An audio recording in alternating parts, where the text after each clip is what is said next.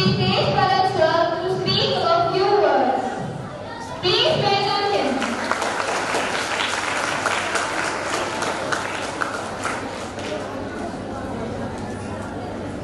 అందరికీ నమస్కారం. వేదిక అలంకరించిన స్కూల్ కరస్పాండెంట్ మాస్టర్స్ గారు, జిల్లా విద్యాశాఖ అధికారి అభినవ్ గారు, అలాగే మన స్కూల్ మేనేజ్మెంట్ అయినటువంటి శాంతకుమారి గారు, ఇంకా ఇతర తులసి గారు, కీర్తి గారు, సంద్రాణి గారు, అలాగే ఈ స్కూల్ ఫౌండర్ దీనా దళిత్ మార్పు మరియు ప్రియదర్శిని గారు, అందరికీ నా హృదయపూర్వక నమస్కారాలు. ఈరోజు ఇక్కడికి విచ్చేసిన ఫీనిక్స్ పిరియా 4th యానివర్సరీకి ఇచ్చేసినటువంటి విద్యార్థులు, తల్లిదండ్రులు, అధ్యాపకులు అందరికీ నా హృదయపూర్వక నమస్కారాలు.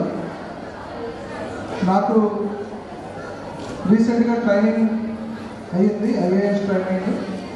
సో ముస్సోరిలో ట్రైనింగ్ అవుతున్నప్పుడు దీనా గారు 2 times కాల్ చేశారు.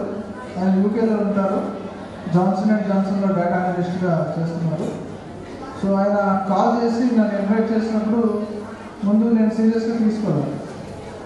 బట్ తర్వాత ఆయన చాలా లాట్ ఆఫ్ పెయిన్స్ మాకు ఎక్స్ప్లెయిన్ చేశారు. స్కూల్ ఎందుకు పెట్టాము అంటే, ఎడ్యుకేషన్ అనేది ఒక వ్యాపారంగా జరుగుతున్నటువంటి ఈ రోజుల్లో గ్లోబల్ వాల్యూస్తో ఉన్నటువంటి ఎడ్యుకేషన్ రూరల్ చిల్డ్రన్కి ఇవ్వాలి అనే మోటివేషన్తో ఈ స్కూల్ స్టార్ట్ చేశాము.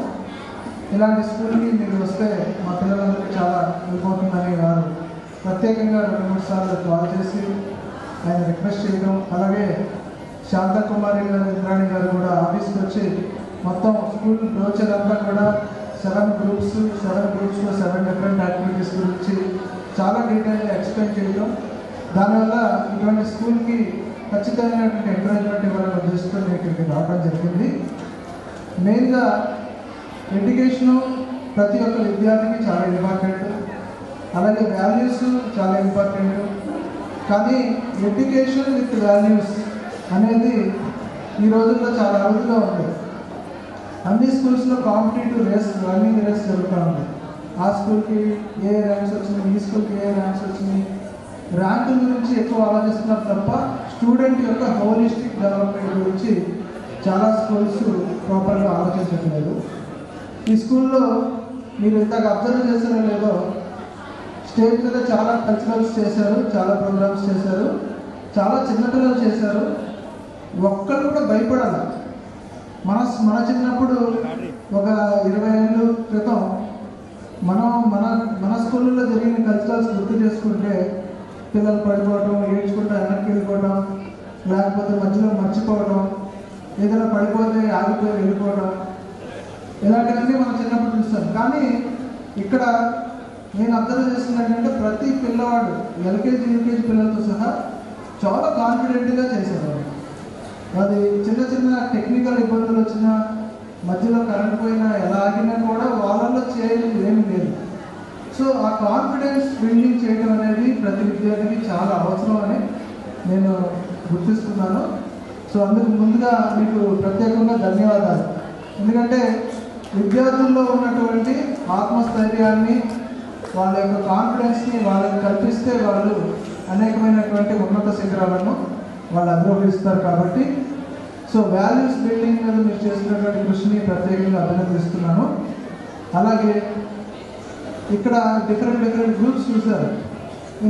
జనరల్గా స్కూల్స్లో కల్చరల్స్ అంటే ఒక మంచి 2-3 సినిమా పాటలు, డాన్స్లు ఉంటాయి. అందరూ ఎంజాయ్ చేస్తారు. ఎంజాయ్ చేసి హ్యాపీగా డిన్నర్ చేసి స్నాక్స్ తిని ఇంటికి వెళ్తారు. కానీ ఇక్కడ ఈ కల్చరల్స్ కూడా చూస్తే మీరు మొత్తం ఎడ్యుకేటివ్గా ఉంది. సో ఇక్కడ మీలో ఎంతమందికి ChatGPT అర్థమైంది? టీచర్స్కి, పేరెంట్స్కి ChatGPT ఎంతమందికి అర్థమైంది? ఎలాన్ మస్క్ గురించి ఎంతమందికి తెలుసు? సో మొత్తంలో ఒక 10% మంది చెప్పారు, ఇంకా 90% మందికి అర్థం కాదు. అంటే ఇక్కడ కల్చరల్స్ని మనం అర్థం చేసుకోవాలంటే మీరు మళ్ళీ స్కూల్లో జాయిన్ అవ్వాలి. సో అంత ఎడ్యుకేటివ్గా, ఇన్ఫర్మేటివ్గా ఇక్కడ కల్చరల్స్ అనేది నిర్వహించడం జరిగింది. సో సో అంటే ఈరోజు మనం ఎలా బతకాలని ఆలోచిస్తాం ఒక నార్మల్ మనిషి యొక్క తత్వం. రేపు మనం ఎలా బతకాలి అని ఆలోచించడం మేధావితనం. భవిష్యత్తు ఒక 10 సంవత్సరాల క్రితం ఉన్నట్టు ఇప్పుడు లేదు, అలాగే ఇప్పుడు ఉన్నట్టు 10 సంవత్సరాల తర్వాత ఉంటుంది. ఒకప్పుడు మనం టెలిఫోన్ మాట్లాడాలంటే ల్యాండ్లైన్ ముందు పెద్ద క్యూలు ఉండేవి. ఇప్పుడు ల్యాండ్లైన్స్ లేవు, అందరూ మొబైల్ ఫోన్స్ మాట్లాడుతున్నారు, అందరూ ఐఎస్డి కాల్స్, హ్యాపీగా వాట్సాప్ కాల్స్ మాట్లాడుతున్నారు.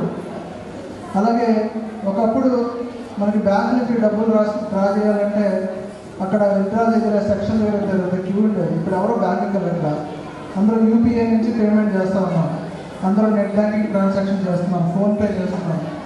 ఒకప్పుడు అలారంలు అన్నీ ఉండేవి, ఇప్పుడు అంతా ఫోన్ ద్వారానే అన్నీ నడిపిస్తున్నాం. Torch light, alarm, clock, calendar, everything, reminders అన్నీ ఒక ఫోన్ ద్వారా నడిపిస్తున్నాం. సో టెక్నాలజీ అడ్వాన్స్ అయ్యే కొద్దీ సమాజం, ప్రపంచం మారిపోతూ ఉంటుంది. అది మనకి ఎంత నచ్చినా నచ్చకపోయినా ఈ మార్పుని ఆపటం అనేది ఎవరి వల్ల కాదు. సో ఈరోజే మన రేపటి తరం పిల్లలు ఏ విధంగా వాళ్ళ భవిష్యత్తు డెవలప్ అవ్వాలి, వాళ్ళ కెపాసిటీ ఎలా ఇంప్రూవ్ చేయాలి అనేది ఆలోచించి దానికి అనుగుణంగా వాళ్ళని తీర్చిదిద్దుతూ ఉంటే హోలిస్టిక్ డెవలప్మెంట్, ఫ్యూచర్ జనరేషన్లో ఉండే కాంపిటీషన్ తట్టుకునే తత్వం వాళ్ళకి వస్తుంది. ఇప్పుడు మీరు ఇదివరకు రోజుల్లాగా నాకు చిన్నప్పటి నుంచి అన్ని ఫస్ట్ ర్యాంకులు వచ్చినాయి, అన్ని క్లాసులో ఫస్ట్ వచ్చిన వాళ్ళకి జాబ్స్ నార్మల్ జాబ్ వస్తుంది.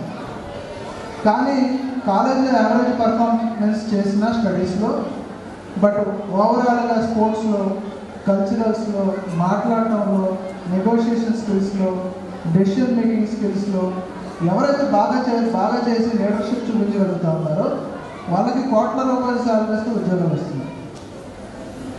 నేను ఎందుకు చెప్తున్నానంటే ఓన్లీ చదువు ఒకటే కాదు, చదువుతో పాటు ఓవరాల్ డెవలప్మెంట్ అనేది ఈ రోజుల్లో పిల్లలకి చాలా అవసరం. ఒక టైంలో అంటే ఓన్లీ స్కోర్స్, మార్క్స్ చూసి ఉద్యోగాలు ఇచ్చేవారు, ఇప్పుడు అలా లేదు. ఓవరాల్ డెవలప్మెంట్ చాలా అవసరం కాబట్టి పిల్లల్ని, ప్రతి ఒక్క విద్యార్థినికి, ప్రతి ఒక్క పిల్లవాడికి వాళ్ళ మనసులో ఉన్నటువంటి కోరిక ఏంటి, వాళ్ళు ఏమవ్వాలనుకుంటున్నారు అనేది మనం ఎర్లీ స్టేజ్లో గుర్తించి వాళ్ళని ఎంకరేజ్ చేయాలి. మనం అనుకోని ఫీల్డ్స్లో ఫ్యూచర్ రావచ్చు, మనకు ప్రజెంట్ ఉన్న ఫ్యూచర్ ఈరోజు ఈ ఫీల్డ్లో బాగా శాలరీ వస్తుంది కాబట్టి రేపు అదే ఫీల్డ్లో శాలరీ వస్తుందని గ్యారెంటీ లేదు. సో భవిష్యత్తు తరాలలో ఆర్టిఫిషియల్ ఇంటెలిజెన్స్ చాలా మెయిన్ కీలకం అవుతుంది. మెషిన్ లెర్నింగ్, డేటా అనాలిటిక్స్ ఇవి చాలా చాలా ఇంపార్టెంట్. భవిష్యత్తులో కూడా ఆర్టిఫిషియల్ ఇంటెలిజెన్స్ మీద ఆధారపడి ఉంది. సో ఎవరైతే ఈ అడ్వాన్స్ టెక్నాలజీస్లో ముందుకు వెళ్తారో వాళ్ళకి మంచి భవిష్యత్తు ఉంటుంది. అలాగే మనకున్నటువంటి ఎత్తుకున్న రిసోర్సెస్ తరిగిపోతూ వస్తున్నాయి. మనకి 2027 సంవత్సరానికి భారతదేశము ప్రపంచంలో అత్యధిక జనాభా కలిగిన దేశంగా మారబోతుంది. సో మన భారతదేశంలో ఉన్న రిసోర్సెస్ డిప్లీట్ అవుతున్నాయి, పాపులేషన్ ఇంక్రీజ్ అవుతుంది. సో మనం ఫ్యూచర్ అంతా కూడా సస్టైనబిలిటీ అనే ఒక పదం మీద ఆధారపడింది. Sustainable agriculture practices, sustainable environment, sustainable industries అన్నీ సస్టైనబుల్ అనే పదం మీద ఆధారపడతాయి. సస్టైనబుల్ అంటే ఈరోజు అభివృద్ధి సాధిస్తూ రేపటి తరాల కోసం కూడా మనం ప్రకృతిని సేవ్ చేయడం సస్టైనబిలిటీ అంటారు. సో ఈ విధమైనటువంటి 7 concepts, time bank, food bank, చాలా మంచి మంచి ప్రాజెక్ట్స్ వీళ్ళు నేర్పించడం నాకు చాలా బాగా నచ్చింది.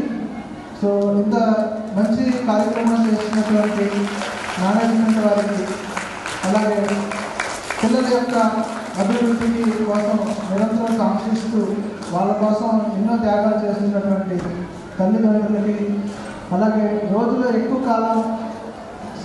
సమయం మీ పిల్లల యొక్క భవిష్యత్తు కోసం కష్టపడుతున్నటువంటి ఉపాధ్యాయులకి, స్కూల్ యాజమాన్యానికి, నన్ను ఇక్కడ పిలిచినటువంటి మీ అందరికీ, నాకు మాట్లాడే అవకాశం ఇచ్చినటువంటి మీ అందరికీ కూడా ధన్యవాదాలు తెలుపుతూ మనస్ఫూర్తిగా పిల్లలకు ఆశిస్తున్న జరుగుతూ సాగిస్తుంది.